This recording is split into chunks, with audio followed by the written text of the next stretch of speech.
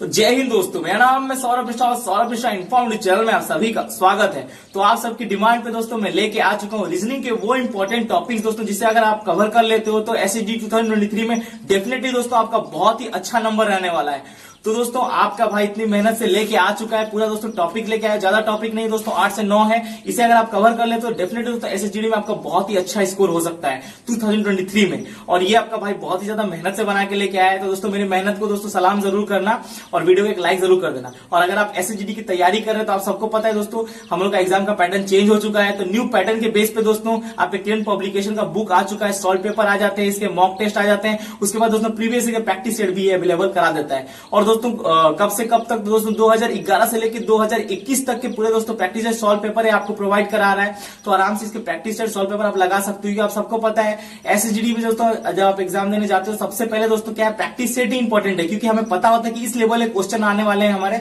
हम आगे से प्रैक्टिस करके जाते हैं तो दोस्तों हमें एग्जाम अटेंड करने में भी आसानी होती है। जब हम दोस्तों हथियार पकड़ना ही नहीं जानेंगे दोस्तों तो फिर उसे चलाएंगे कैसे जंग में। तो हमें क्वेश्चन आगे से पता होना चाहिए कि एसएसजीडी में इस लेवल के क्वेश्चन आते हैं, तो वो कैसे पता चलता है, वो प्रैक्टिस सेट से पता चलता है। तो एक बार प्रैक्टिस सेट जरूर लगाइएगा। किरण पब्लिकेशन के practice set, solve paper, mock test सब कुछ अवेलेबल है, हिंदी और इंग्लिश दोनों में मिल जाएगा। डिस्क्रिप्शन में लिंक है, वहां से जाके आप इसको ले सकते हो, कोई भी आपको दिक्कत नहीं है। तो बात करते हैं दोस्तों रीजनिंग के इंपॉर्टेंट चैप्टर के बारे में। तो सबसे पहले रीजनिंग में कौन सा ऐसा इंपॉर्टेंट चैप्टर है जो सबसे ज्यादातर पूछे जाते हैं रीजनिंग में, तो आप देख सकते हैं दोस्तों क्लासिफिकेशन मतलब वर्गीकरण।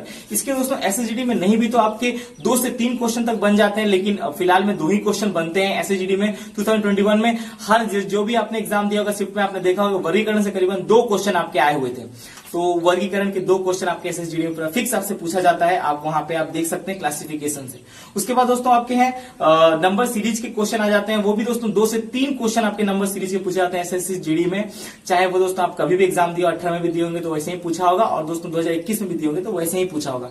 फिर आपके ब्लड रिलेशन के दोस्तों एक क्वेश्चन आ जाता है, आपके चाचा के भाई के पति के चाचा का नाम क्या है, इस टाइप के जो क्वेश्चन होते हैं वो एक क्वेश्चन एसएसजीडी में बन जाता है दोस्तों। उसके बाद आपके डाइस के क्वेश्चन भी आ जाते हैं, आपको पता है डाइस से करीबन एक क्वेश्चन आ जाता है।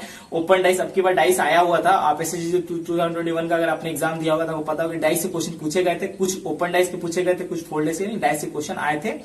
उसके बाद दोस्तों पेपर कटिंग से, दोस्तों पेपर कटिंग होता है ना, इसको फोल्ड करें, इसके बाद इसको फोल्ड करें, उसके बाद क्या होगा, तो पेपर कटिंग से दोस्तों आपके एक क्वेश्चन आ जाता है एसएसजीडी में, इसे भी आपको कवर कर लेना है। फिर आपके एनालॉजी से दोस्तों 3 से 4 क्वेश्चन बन जाते हैं एसएसजीडी में आपके एनालॉजी से। तो एनालॉजी को कवर करना बहुत जरूरी है, एनालॉजी को आप कवर जरूर करना।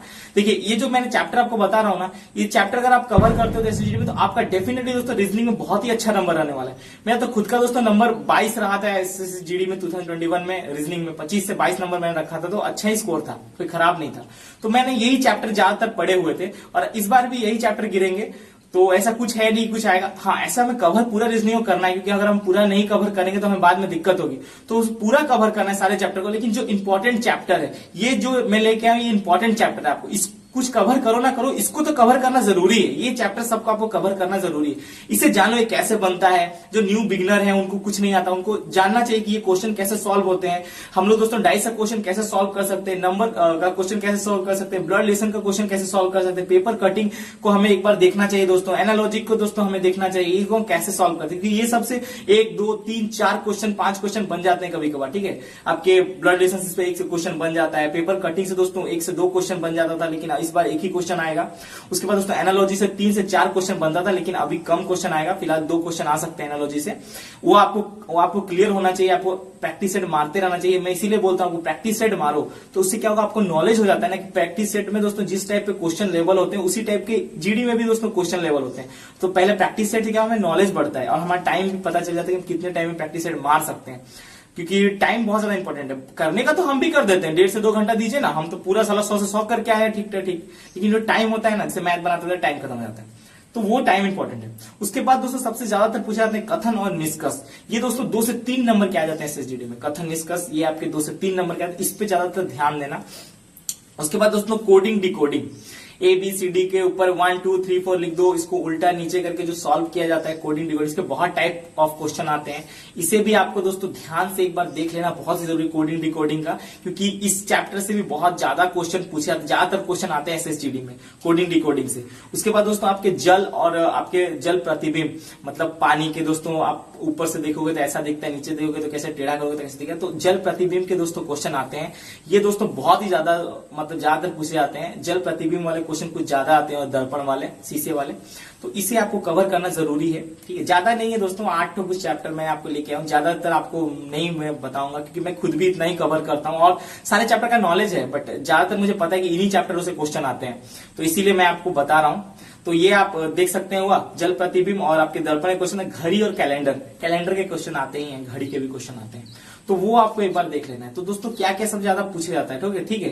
तो डायरेक्शन का एक क्वेश्चन आ जाता है, क्लासिफिकेशन का 2 क्वेश्चन आ जाते हैं, नंबर एंड आपके लेटर सीरीज के दोस्तों 2 से 3 क्वेश्चन बन जाते हैं, वो आप देख लेना, क्योंकि नंबर और लेटर सीरीज के भी 2-3 क्वेश्चन बनते हैं।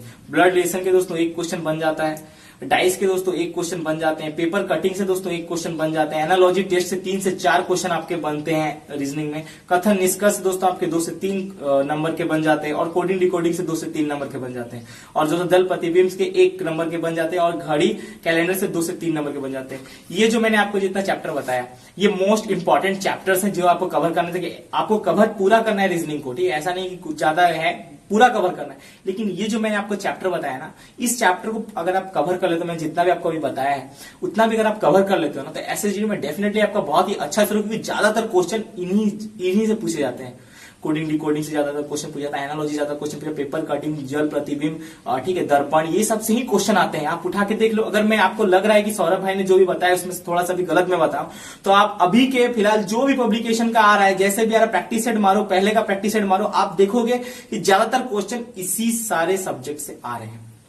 तो हमको इस सब्जेक्ट का नॉलेज होना चाहिए कि इसे क्वेश्चन हम कैसे सॉल्व करें, प्रैक्टिस सेट में दोस्तों कैसे आ रहा है, तो पूरा सॉल्व करें। तो मैं इसीलिए आपके लिए टॉपिक लेके आया। देखिए, आपको पढ़ाने वाले बहुत जन है, बट मैं पढ़ाता नहीं हूं। अगर मैं चाहूं तो पढ़ा सकता हूं, लेकिन मेरे पास बोर्ड नहीं है, और बोर्ड के लिए बहुत ज्यादा पैसा खर्चा होगा, और अभी फिलहाल हम एफोर्ड नहीं कर सकते उतना पैसा। नहीं तो मैं आपको क्लासेस भी करा देता हूं, और मैं क्लासेस कराता डेफिनेटली अच्छा ही होता।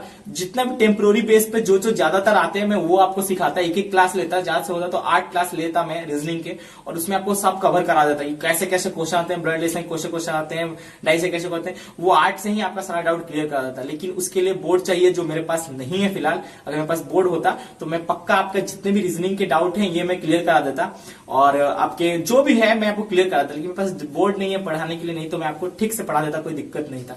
बट आप कहीं से भी पढ़ सकते हो, कोई दिक्कत नहीं। मैं जो आपको जितना चैप्टर बताया, इतना चैप्टर आप कवर करो। अगर आप बिगनर हो तो, जो पहले से प्रैक्टिस सेट वगैरह मार रहे हैं उनको तो कोई दिक्कत नहीं, उनको पहले से नॉलेज है। लेकिन जो बिगनर है, जो नए हैं, जिनको कुछ भी नहीं पता, तो वो ये सब एक बार देख लेना, आपका डेफिनेटली SSGD में अच्छा नंबर होगा। मेरे दोस्त घबरा मत, तेरा भाई तेरे साथ है, तो फिक्र ही क्या बात है, तेरा भाई है ना। जो भी डाउट होगा मैं प्रॉब्लम का सोल्यूशन लेके आऊंगा। मैं उस हर टॉपिक की वीडियो बनाऊंगा जिस टॉपिक को तूने कभी जिंदगी में यूट्यूब पे नहीं देखा होगा। मैं हर उस टॉपिक पे, हर उस डिसिप्लिन पे, हर तेरे प्रॉब्लम का सोल्यूशन करूंगा, कोशिश करूंगा। मैं भी पढ़ाई करता हूं दोस्त, थोड़ा सा टाइम में बिजी होता हूं, और जो लोग बोले कि भाई पढ़ा देता भाई, ज्यादा चैप्टर नहीं है, इसके 8 चैप्टर हैं, आपके मैथ के कुछ चैप्टर हैं, आपके हिंदी के कुछ चैप्टर हैं, मैं पढ़ा देता। लेकिन क्या करूं, मेरे पास बोर्ड नहीं है, और बोर्ड के लिए पैसा चाहिए अभी, और पैसा अपने पास अभी उतना फिलहाल में नहीं है कि मैं बोर्ड फॉर अफोर्ड कर सकूं। सो में से जितना होता है मैं इन्फॉर्मेशन आपको प्रोवाइड करा देता हूं। और बहुत काम भी होता है ना, बच्चों को ट्यूशन भी पढ़ाने जाना पड़ता है मेरे को। मेरा कुछ बच्चे भी हैं जिनको मैं फ्री में ट्यूशन पढ़ाता हूँ, ऐसे नहीं लेता हूँ, जो अपने जितना मेरे को नॉलेज है मैं अपना नॉलेज दे देता हूँ। और फिर अपना भी पढ़ाई करना है, फिर घर का भी सब काम करना है, तो सब बिजी रहता हूं मैं, तो उसी के चक्कर में नहीं हो पाता। वरना मैं आपके डेफिनेटली मैं आपको पढ़ाता, तो सॉरी उस चीज के लिए। बट मेरे से जितना हो सके मैं आपको पूरी हेल्प करूंगा, हेल्प से लेके मोटिवेशन से लेके जो भी हो सके मैं सारे प्रॉब्लम का सोल्यूशन करूंगा। कट ऑफ के ऊपर आपका नेक्स्ट वीडियो आएगा कि कट ऑफ के लिए क्या सोचना चाहिए, अभी क्या हमारा टारगेट रहना चाहिए, किस टाइप से कट ऑफ के बारे में हम सोचे, हमारे लिए अच्छा है या खराब है कट ऑफ के बारे में सोचना, और कितना कट ऑफ जा सकता है, एक्सपेक्टेड कट ऑफ क्या होगा हमारा, ज्यादा होगा कम होगा, पूरी जानकारी दूंगा दूसरे वीडियो में। तो मिलते हैं आपको दूसरी वीडियो में ऐसी वीडियो के साथ। जय हिंद, जय भारत। गर्व से कौम हिंदुस्तानी है, वंदे मातरम। कष्ट पड़े कठिनाई आए, पीछे पांव मत रखना, कांटों में गुलाब खिलते हैं, कांटों से क्या डरना, समुद्र पर्वत हो सागर हो, साहस कभी ना खोना, जितना तपता है उतना ही एक चमकता सोना, हार जो कभी नहीं मानता जीत उसी की होती। तो जय हिंद, जय भारत। मिलते हैं आपको दूसरी वीडियो में ऐसी वीडियो के साथ।